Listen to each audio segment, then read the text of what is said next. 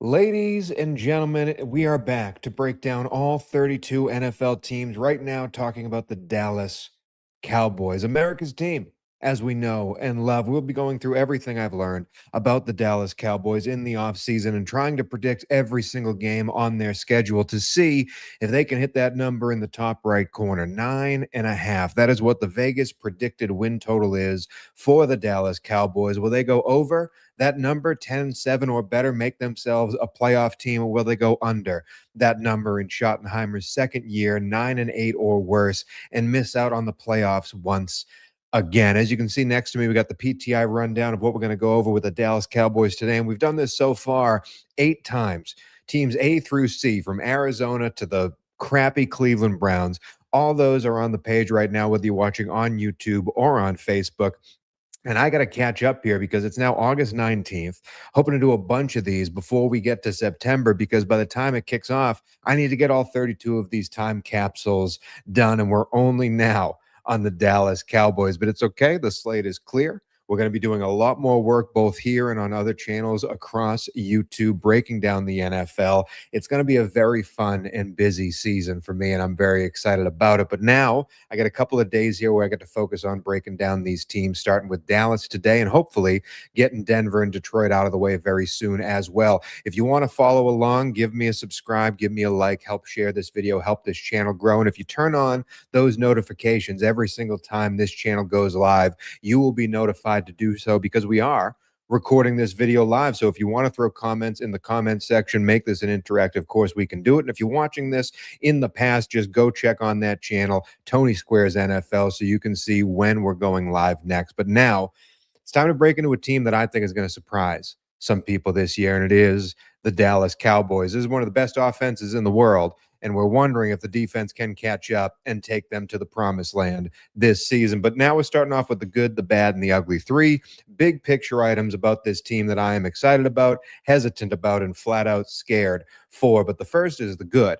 And it is that offense. It was wonderful in Schottenheimer's first season under the helm. Everything seemed to click, and the advanced statistics like it as well. They were the second best offense in efficiency in the entire NFL last season. They were also, the punt rate that they had, they just would not punt the ball at all. It was the lowest punt rate in Dallas Cowboys history since the 90s. This offense was on fire for the entirety of the season, and it helped that they were one of the most healthy offenses in the league, even missing CeeDee Lamb. And they're returning pretty much everybody. That offensive line is just getting a little bit older. The running backs remain the same. The wide receivers remain awesome, and we expect even more growth from this team. We don't know the George Pickens contract situation, but we do know when healthy, this offense can be an absolute powerhouse. And if you're looking towards personnel groupings, or if you're trying to get a little sneak by in fantasy, maybe you like tight ends, maybe you want to grab the third wide receiver here, Dallas is a very interesting team because they ran 11 personnel, meaning 1 tight end, 1 running back, and 3 wide receivers at just the 5th highest rate in the NFL. But there's a lot of likelihood pointing to them doing it more, because when they were in 11 personnel, they had the second best EPA per play in the entire NFL. They were 3rd best EPA in passing game and 4th best running the ball with 3 wide receivers on the field. So this is a team that loves to throw the same formation out there and just go, go, go, because everyone knows what's going to happen and where the offense is going to flow. And in year 2 of Schottenheimer, again, this thing should take even more of a step forward to go from second best offense efficiency to maybe first best. And they might need to with the defense that they are trotting out there. The only other thing I want to note before we move on to the run game here and the good, the bad, and the ugly, Dallas's schedule this season is a lot more difficult than it was last season. Overall, Warren Sharp has them projected as the 4th hardest strength of schedule in the NFL. And that could, I mean, they can't turn it off when it comes to the offense. They can't have an off game if they're going to try to win over 9.5 games, as you can see in that top right-hand corner. They need to hit all cylinders all the time with this schedule that we will break down at the end of this video. And they also need to cut away from the penalties, because the Dallas Cowboys last season were the most penalized team in the entire NFL. And they had the most holding penalties by far on that offensive line and on that defensive line in the entire NFL. Clean up the penalties, because that schedule is not going to be as forgiving as it was last season. But the good, again, is the offense, at least the passing side. The bad, to me, is this run game? And do you trust it as much as you did last year? We see Javonte Williams, if you're doing your fantasy drafts now, this guy is getting steamed up extremely high because he seems to be the bell cow back, 1 year again removed from that devastating injury. And he had a fantastic season last year in this Dallas offense, just falling into the end zone over and over again because of how potent this offense was.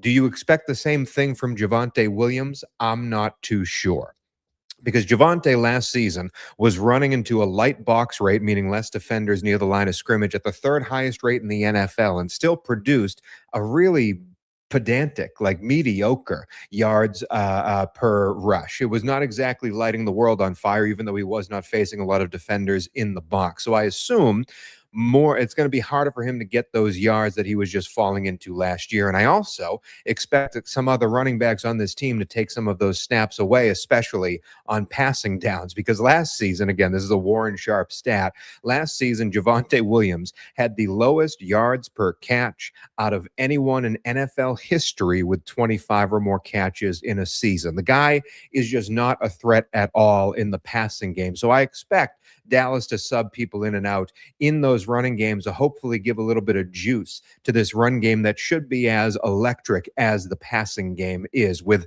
as threatening as those two boundary wide receivers are and as good as Ferguson is over the middle, Javonte should have a field day, but Dallas needs a running back that can create some juice on his own. And I don't know if Javonte is that guy. And I say all this stuff to talk about the offense. I'm very excited about George Pickens. If George Pickens, thank you, man, for watching. If George Pickens can contain himself, the ceiling is unlimited for this passing game.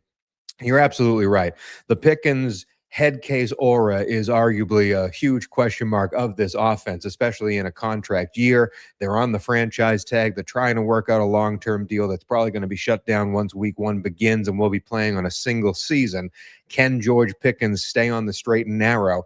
To me, it all depends on how many games they are winning along the way. Because if they are fighting with that 9.5 win total and they're fighting for that playoff spot, I think Pickens is going to want to be in the playoffs as much as anybody. That dude is a competitive MFer. It's when the team is struggling around a losing record midway through and it's just a slog every Sunday. That's when I'd worry about the Pickens from Pittsburgh coming into the Dallas area. But again, this offense overall is not the thing I'm worried about. The good, the bad, the ugly is this defense, and have they gotten it fixed? They fired a terrible defensive coordinator in Matt Eberflus. And I do say terrible, not just laughing, because I am a Green Bay Packers fan and love to watch Chicago Bears fail no matter where they are in the NFL. But this defense in particular was the worst in the NFL by almost every metric. 32nd in points allowed per drive, 32nd in touchdowns allowed per drive, 30th in yards allowed per drive. No matter what you did, it worked against the Dallas defense. And some of that could have been trading away Micah Parsons and not bringing in the pieces that they had in there till late. Now they have a lot better players there, for sure. But the change in scheme is what I'm excited about.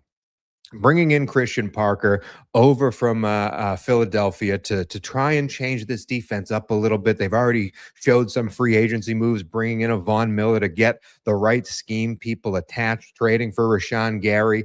I'm excited for this defense because even if they take a little step forward, that will do so much for the overall win total of this team. Because last year, it can't be any worse, because the 2025 Dallas Cowboys defense allowed the most points in Dallas Cowboy history. I don't know how long you've been watching the NFL, viewers at home, but the Dallas Cowboys have been around for a while. And for a defense that let up the most points in franchise history, that's pretty terrible. But I'm excited to see, can this team take the next step? Can they force some turnovers? Because even with Dak Prescott on the other side, this team was -9 in turnover differential. Can they perform against high caliber opponents? A Dallas Cowboys team that was 1-5 against playoff teams last season. If you believe in the Dallas Cowboys to be successful, to hit that 9.5 win total, they need the defense to take that next step forward. And you got to hope that man right there, Christian Parker, is the man to take them to that next level. But let's break down the individual units on this team, because there are some absolute positional groups that are at the top of the NFL. And it starts with the quarterback room. I think Dak Prescott is permanently underrated as a quarterback. I'm not a huge fan of the backups, two projects really with Sam Howell and Joe Milton. So this QB room to me overall is about a B minus. But Dak Prescott, if he is healthy, can win you any game that he is in. The wide receiver group, that's arguably, and I don't even think it's an argument. I think that's the best wide receiver duo in the NFL with CeeDee Lamb and George Pickens. You cannot put either of them in single coverage, and yet you have to because of if they're both on the field, there's only so many defenders you can throw at it. So those two together absolutely destroy any defensive coordinator, sleepless nights for them trying to figure out how they're going to stop this team. And then I like Flournoy as the slot receiver too, with a couple of people there that you can. I mean, again, they're a team that spent some draft picks and spent some free agency money on players that won't see the field. But the top of this unit in particular, and with Ferguson as a very solid tight end, this is an A plus pass catching group. The running backs, again, I'm not the biggest fan of. I think we see a lot of Jaden Blue this year. I really do. I think Javonte is going to be the bell cow on early downs, but I think the guy that changes the games is going to be Jaden Blue. And I think there's going to be a lot more of a rotation in the running back core because overall, on paper, this is a D plus running back room because I do not believe in Javonte Williams.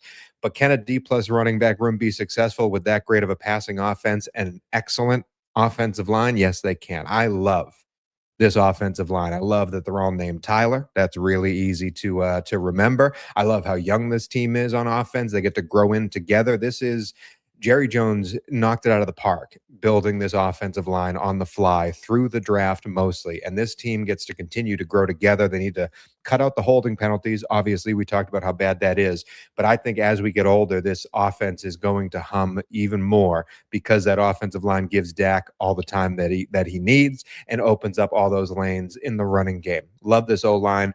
Probably give it a B because of the holding penalties. They get rid of that, then we're in A status. But the offense, again, not what we're worried about. Grading the defense, you see all that yellow in there. That means that player either was brought over via free agency or via a trade because Dallas has spent some money both in draft capital and in free agency money and in draft picks being traded away to try and revamp this defense with veteran help immediately because the offense is playoff ready. The offense is, dare I say, Super Bowl ready. The defense is very much what has been holding them back. So Jerry Jones, again, tried to fix it best he can. Is Kenny Clark and Rashawn Gary, as a Green Bay Packers fan, are those the guys that you want leading this team right now? I really like Kenny Clark. I'll put it that way. I think it's the nicest thing I can say about those two together. I really like Kenny Clark. And then Quinnen Williams, they spent a lot to get him, but he is an absolute game changer. So the D-line, to me, if they can stay healthy, especially with a couple of young draft picks behind them, if that D-line can stay healthy, then I am excited to see what it can do in this new Christian Parker system. So I'm going to give it a B plus because Quinnen Williams really carrying that. As for the edge rushers, I thought Ezeraku was going to have a fantastic rookie season, even though he's a bit undersized. He picked up some injuries along the way and didn't jump off the page as much as I thought he would coming out of Boston College. But could that year two be hindered by them just signing Von Miller, who, again, Von Miller is not going to play 100% of the snaps. Von Miller is going to be a very formulaic use for this team, coming in at the right time on third and longs and pinning his ear back and getting after the quarterback. But does that come at the behest of a Malachi Lawrence, of a Rashawn Gary, of an Ezeraku, those guys? Should they be getting the snaps over a Von Miller, or is this just a big name signing to get a headline that won't even really make an impact on the team, let alone the team? I love what they've done. Off-ball linebacker, I love that Overshown is back and fully healthy. Hopefully he can stay that way. This team together on paper makes sense when it comes to the linebacking core. However, it's relying a lot on guys like Rashawn Gary, like first-round pick Malachi Lawrence to make an immediate impact. Ezeraku to have a big year too for it to succeed. I'm hoping it does. I can't say I'm certain about it, so I'm giving this a C. Now, for the defensive back core, Caleb Downs, I am arguably most excited about any rookie coming into the NFL. I thought it was a perfect landing spot with the Dallas Cowboys, just playing with that star on his helmet, playing in Jerry World like Caleb Downs was made for the Dallas Cowboys. And it was the draft pick everyone saw coming as the NFL draft was like everyone's doing their mock draft. I don't know. I think Caleb can make it to Dallas, and I'm so happy that it actually happened. And not to spoil a future video coming out of my social pages, but I am doing my awards selections this week. I did MVP today. I believe tomorrow's Offensive Rookie of the Year. My Defensive Rookie of the Year pick is Caleb Downs for the Dallas Cowboys because I think he's going to have a truly special year in this defense as the star of this defense. The rest of the defensive back core does not jump off the page to you. I do love that they brought in Kobe Durant, not exactly a guy who's going to be a number one shutdown corner, but much better than what they had last year. They need Deron Bland to stay healthy and stay on the field and get back to that ball hawking way that he was. And then the safeties are not, I wouldn't even say fine. They're okay. They're nothing to write home about. They're doable. This is a veteran unit that needs to take a step up, and you got to hope that Caleb Downs solves all wounds here.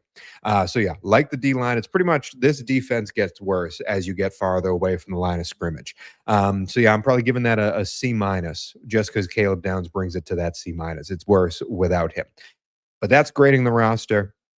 Now it's time to talk about, because this all started out as a fantasy football journey. We're talking about the fantasy target of the Dallas Cowboys, and you could go a million different ways here. Obviously, George Pickens and CeeDee Lamb are drafted extremely high. They're going to put up huge numbers. If you wanted to wait for tight end, Jake Ferguson, an extremely solid guy to get you just passable numbers as your TE1. Javonte Williams at the running back position had a fantastic year. If you want to throw a dart at Jaden Blue, I would.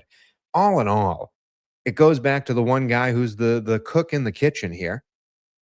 I think you got to target Dak Prescott. If you don't want to get the Josh Allen, the Lamar Jacksons of the world, rather than risking is Jaden Daniels back to normal? Can Drake May do it again? Do you want Matt Stafford in the LA Rams to repeat an MVP season? I think he's the most consistent dude in the entire league when it comes to passing the football. And with this high-powered offense, again, second in efficiency last year, the amount of points they're going to score and going to need to score to win that many games, I think this is all on Dak Prescott's shoulders. So if you're that type of fantasy player, no matter what type of a league you're in that likes to wait on the quarterback, Dak Prescott's a fantastic selection. I know there's guys that could go up go up a level, like the Caleb Williamses of the world or the Justin Herberts of the world. But if you just want that safe pick and not worry about it, get yourself Dak Prescott. You will not be disappointed. But we're not here to talk about the fantasy world, the breakdown, the roster. We're not here to talk about the big picture items. We're here for one reason and one reason only. And that's to go game by game and predict what the Dallas Cowboys are going to do this season when it comes to winning these football games. So let's go over here. I want to make sure I got all my little media assets in a row. Still learning how StreamYard works. We're getting there one step at a time. But here is the Dallas Cowboys schedule. It is a tough one in the fact that we have an international trip in week 3 and immediately followed up by no bye week whatsoever. We're jumping right into 2 very difficult games, one of them being at Houston. That's not a great start. But overall, this is a schedule that has a couple of winnable games here, a couple of winnable stretches, and it gets better as you get closer to the end of the season. So if Dallas can pass through the beginning and middle stretches here, once we start hitting those week 13 and after the week 14 bye, like, we have a lot of rest advantages coming Dallas's way, which will be good. As you can see, week 3 and week 8, I already have victories for Dallas. That is from past videos, the Arizona video and the Baltimore video. That may change as we go through this schedule here, and if that changes, we'll go change the Baltimore-Arizona slides. But right now, both of those teams, I think Arizona I had on the under, which is going to stay that way. Spoiler, Dallas is winning that game in week 8 against Arizona. And week 3, Baltimore, even with taking a loss to Dallas here, I had Baltimore hitting the over on their win total. So even if I change that for Baltimore, my prediction for Balti's win total is not changing. 9.5, however, is the Dallas score. Can they get to 10 victories on the season, or will they go under? At the very bottom of the screen here, you can see those are the current DraftKings numbers right now. If they go over 9.5, you're pretty much getting even money on a bet. Some of the juice is going to the under, the team being a 9-8 team or worse. That's minus 120. For them to make the playoffs, also an even better plus 100. For them to win this division, you're getting almost a 2-1, or you're getting slightly better than a 2-1 return. I really want this team to do well. I am scared that the defense, I mean, here's the thing. The defense literally can't be any worse than last season. The most points in Dallas Cowboy history. They cannot be any worse than last season. And they did get better even under Eberflus once Quinn Williams started playing football. And he should be fully ready to go for all 17 this season. It's an older defense, but it's a smarter defense and it's a better run defense. So can they get some victories here? Starting off immediately, double division at New York Giants, Sunday Night Football. Welcome to week one. Of course, we're putting Dallas in prime time, and then a quick turnaround at home, the home opener against the Washington Commanders. This again for Dallas. If you want to hit this over, you got to beat up on the lower parts of your division. And I do believe Washington is a lower part of the division. I think we're splitting this early. And I don't like the Giants this season. I really don't. But I do think Harbaugh is one hell of a coach. And I think in week one, that offensive line, that young offensive line will be tested. Have they fixed things? Have they gotten rid of the penalties against the strong defensive line of the New York Giants? Can Jackson Dart do it against this bad Dallas defense? This is going to be his best chance. Is Malik Neighbors good to go week one? This is going to be the best chance for him to put up big numbers here. I'm excited. That's probably one of my favorite games on the slate. I'm very happy it's in prime time Sunday night, but I'll give the Giants the victory just because I want to split this early division and see where I end up at the 9.5 number. But either way, when we're heading into week three, Baltimore overseas, I have Dallas coming away with the victory in a very entertaining week three game. Turning it around, though, when you head to week four at Houston, one of the best, if not the best defense in the entire NFL, with no rest, flying overseas, taking that long trip. That's a tough game to bounce back from. That's probably one of the worst teams in the league you would want after an international trip because of how hard-hitting and how ferocious that defense is. I don't think the offense in Houston is going to be very good. The run game will be better. They just lost Higgins for the entire season, their wide receiver too. It's going to be a lot of Nico Collins for that team to be successful. But just based on the rest disadvantage alone, I'm giving Houston the victory here, and we are 2-2 heading into Tampa Bay on a quick turnaround Thursday. Again, international week three, playing a ferocious defense with no bye week four on a Sunday, and then a 3-day rest before Tampa Bay at home on a Thursday. That's terrible. That's a terrible start to the season. That's so hard on your body, so hard on an older defensive unit. There's no chance Von Miller survives those 3 weeks. There's no chance his body holds up. I don't like Tampa this year either, but I'm giving Tampa Bay the victory there based on the rest alone. That's so hard. That's so hard. Man, this ain't looking good. 2-3 at the start. I'm wondering if you guys have any comments out there. Man says Matt Nagy makes New York Giants an unknown for me. Love the players. Nagy scares me. Yeah, he scares me too. We'll be breaking down the Giants very, very soon. But I am in on Harbaugh, out on the Giants. We have Dustin here saying Vaughn is not starting or playing much. I agree. However, that unit overall, that pass rushing unit, other than Ezeraku and Malachi Lawrence, extremely old and extremely, not exactly the most physically fit of dudes. Rashawn Gary's a bulky man.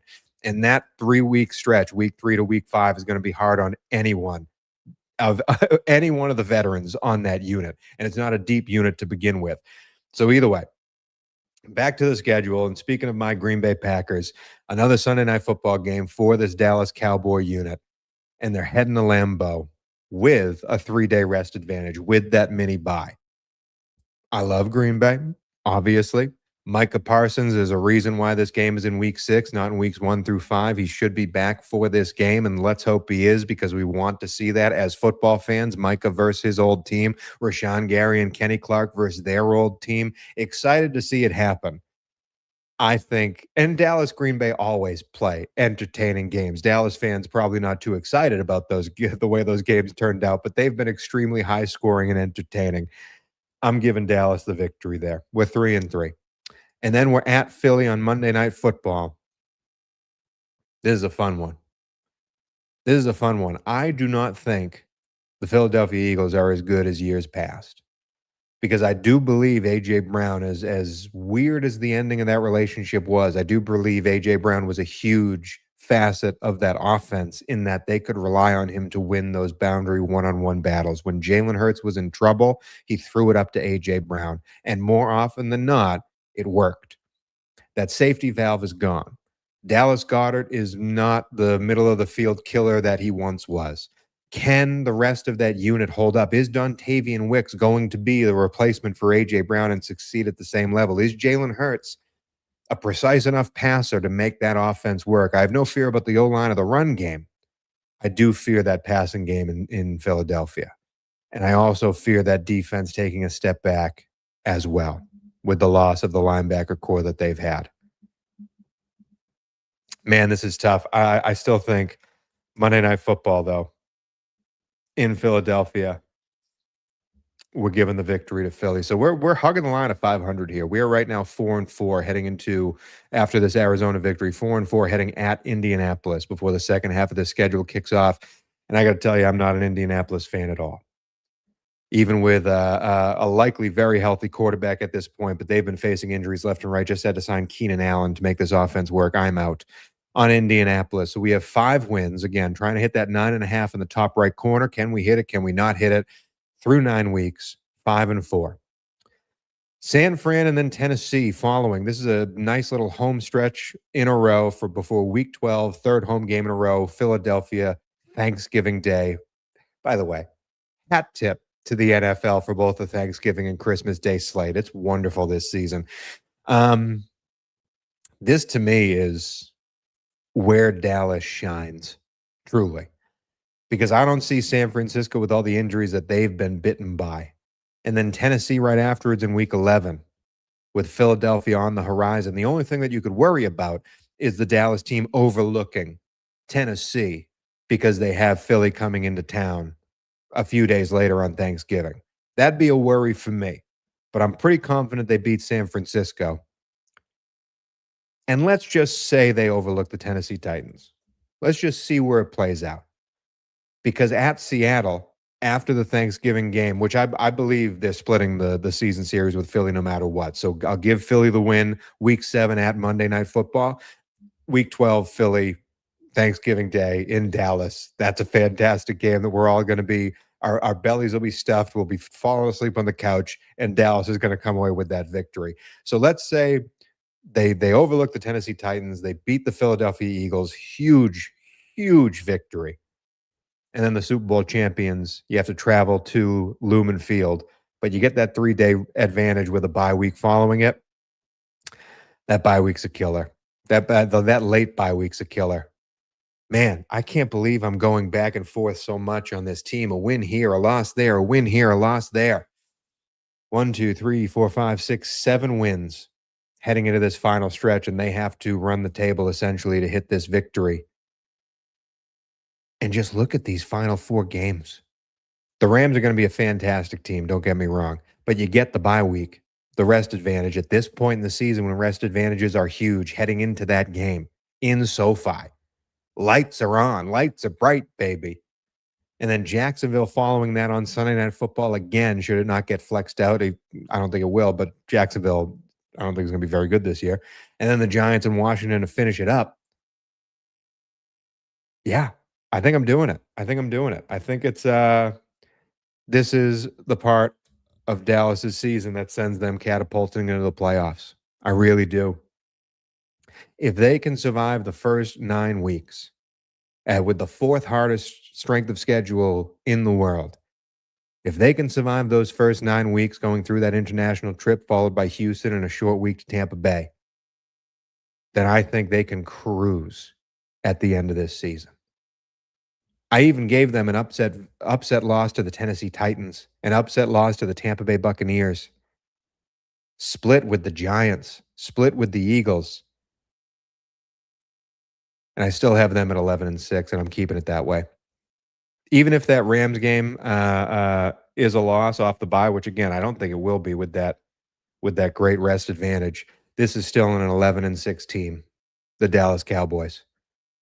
And I do believe, I don't know if 11-6 will win this division because I still have to do most of this division. I'm not worried about Washington, but Philly could get to 11-6 with their schedule. But I do like that divisional number at plus 215. And if you're looking to play this, will Dallas make the playoffs? Will they hit the over 9.5? Just look at the way I have this beginning of this schedule playing out. especially with them having a losing record heading into that Green Bay game, who Green Bay will be good this year, so Green Bay will likely be favored in that game.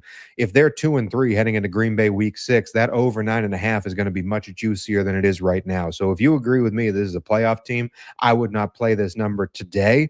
I would wait until whenever that week 5, week 6 is, middle of October. That's when I would play that number because the odds will be in your favor at that point. But that is it for breaking down the Dallas Cowboys. We do have a couple of differing views in the chat. Dustin thinks we have a better chance of splitting with the Giants this year than we do the Eagles. Man, again, I don't think the Eagles are as good as people expect. And then Mans, again, that's an exciting way to enter the playoffs. I agree, man. And I'm not just saying this because I want Dallas to be a playoff team, because again, the world is better when the Dallas Cowboys are good at football. It's just more exciting to talk about them. I think truly with this offense, if that defense can go from the worst in the league to just bad, then this is a team that can win a boatload of football games. They just got to survive those first few weeks, survive that tough stretch. And November, December, early January is going to be so much fun. It's going to be so much fun. But that's it for the Dallas Cowboys. I will be doing up next, I believe it's the Denver Broncos, DEN versus DET. Yeah, so it's the Denver Broncos trying to do these in alphabetical order, a team that was the AFC 1 seed last year and maybe only missed out on the Super Bowl due to a fluke injury in the locker room for Bo Nix. Oh, man, can't wait to talk about them. Can't wait to talk about all of the teams as we will be breaking down all 32 before the season kicks off. Follow me at Tony Squares NFL on YouTube. Join the live chat and talk about all these teams with me as we break it down. But that is it for the Dallas Cowboys, for America's team, and hopefully I got this one right.